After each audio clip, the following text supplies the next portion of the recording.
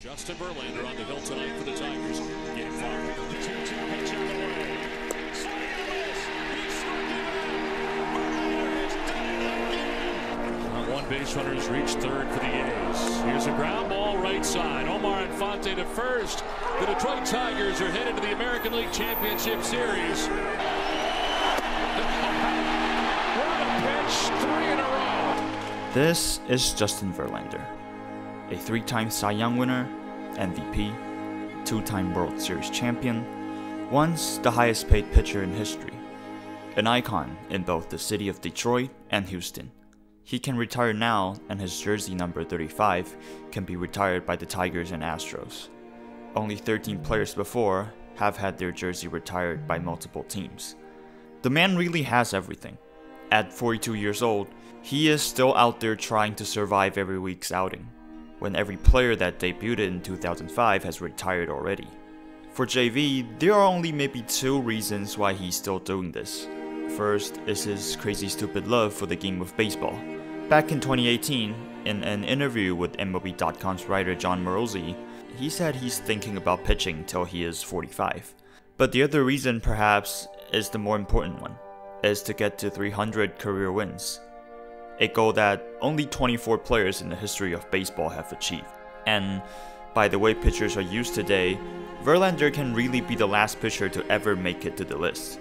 A legend with all the numbers in his books has one final number to chase, a number that separates men from myths, a number that could define not just his career, but an entire era of pitching.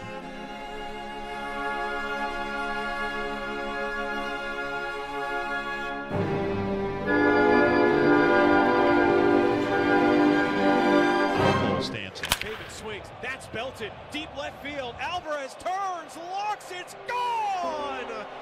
Justin Verlander's 2024 season was disastrous. 5.48 ERA and a 1.49 home run per 9 rate in a single season are the worst in his career. It seems like father time has caught up to him. At 41, it's just about right he's finally on the decline of his career. To look deeper into this decline, we'll have to examine Verlander's fastball. The fastball has always been Verlander's best pitch. Since MLB began tracking run value in 2015, Verlander's fastball is one of the best pitches in all of baseball, with an average of plus 18 from 2015 to 2023. And as we can see here, Verlander's fastball effectiveness correlated directly with his velocity. In 2024, Verlander's fastball run value was -5, the worst since this stat was invented in 2015. And his fastball velo just so happened to be the slowest since 2015. Stuff Plus is a metric that evaluates a pitch based on the pitch's velocity, movement, and spin rate. And compare them to the league, 100 means average. In 2022, the year he won his 3rd Cy Young, his fastball had a 107 Stuff Plus. But the season afterwards, he's below league average. And his command also faces regression. Location Plus is another stat that's just like Stuff Plus, but for command. It evaluates a pitcher's command with different counts and different pitch types, and Verlander had an all-time low in his Location Plus, only at 89, which helped explain his major regression in 2024. 49% of his pitches were fastballs, and with it being less dominant and less well commanded, hitters were crushing them, with a 299 average and 497 slugging. On top of the fastball losing its stuff, Verlander's curveball, which was his 2nd most used pitch, was also getting destroyed by hitters. Without the fastball covering his breaking pitches, Verlander couldn't just pitch like he used to. Another factor in Verlander's poor season was the nerve injury that he dealt with during the season, which is why he only pitched 90.1 innings. He said it personally after the season that he felt like he rushed the rehab process at the end of the season. Maybe with a full off season he can get back to his full form. Push that father time clock back just a little bit, inching closer to that 300 wins goal. Well, this is the first half of Justin Verlander's 2025 season. Not much of an improvement compared to last year. After his terrible 2024 campaign, Verlander did try to make some adjustments. One of them is using last of his regressing fastball, only at 45.9%, a career low.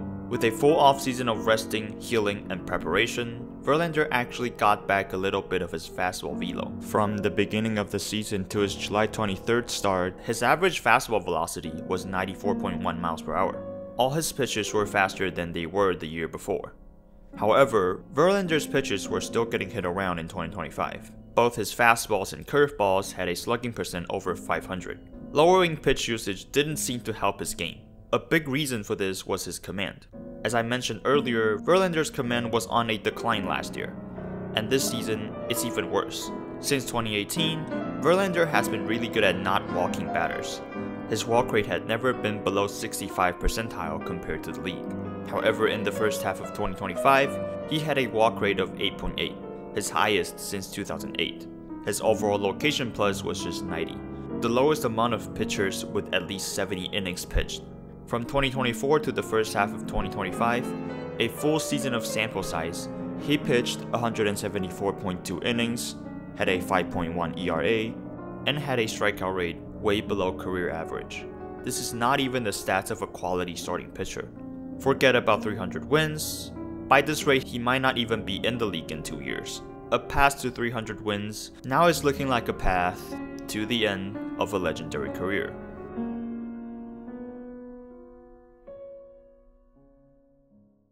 In the early stages of Verlander's career, an ace would need to throw up to 200 to 250 innings a year, meaning that a pitcher can't solely want to strike out every hitter they see.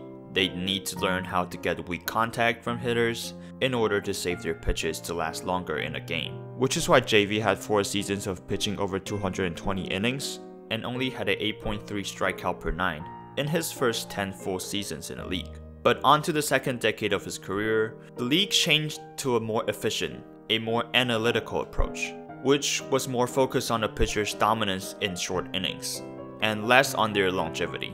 Pitchers are throwing max effort to strike batters out instead of pitching to contact and try to go 7 or 8 innings deep into the game. Verlander also dominates in this era. He won 2 Cy Youngs after 2016 and had an average of 10.9 strikeout per 9. What I'm saying is, Verlander has been through different eras of pitching, and he has a fantastic track record adapting to different eras. Now he's facing a new era, an era that is changing within himself. Which finally brings us to the second half of the 2025 season. After a 1-9 start, he surely had made adjustments to fix his terrible first half. From his arsenal for the first half of the season, we can see he added a sweeper into the mix for the first time in his career. This sweeper was really effective, with a +5 run value, the highest from all of his pitches this year. With the results the sweeper was getting, he cranked up the usage of this pitch. In the 2025 season, Verlander's sweeper had a batting average below 100 and a xwOBA below 200. This sweeper could help Verlander generate whiffs and weak contacts, a new weapon for him to face right-handed hitters. Another change done to Verlander's pitching in the second half was his fastball. Yes, it's not as powerful as it used to be, but there's still ways to make this pitch work.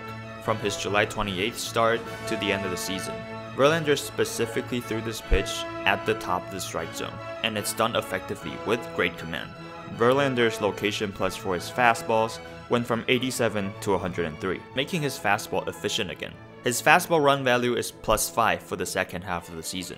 He did mention having some mechanical fixes and had a better feel when pitching in some post-game interviews.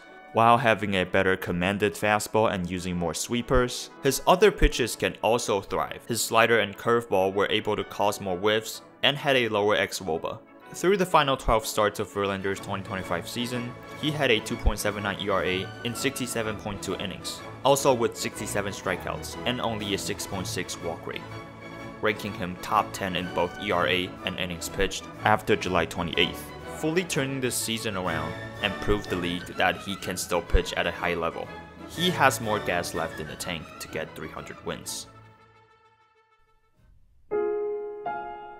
Now sitting at 266 wins, Verlander is still 34 wins away from history. 2025 certainly wasn't a season that went his way as a whole, but it wasn't a waste of a season. Though he only collected 4 wins, he was able to find his groove back moving forward. If he can continue to pitch and adapt to his 45, it's only a matter of time before Verlander can climb up that ladder and solidify himself as the greatest pitcher of this generation.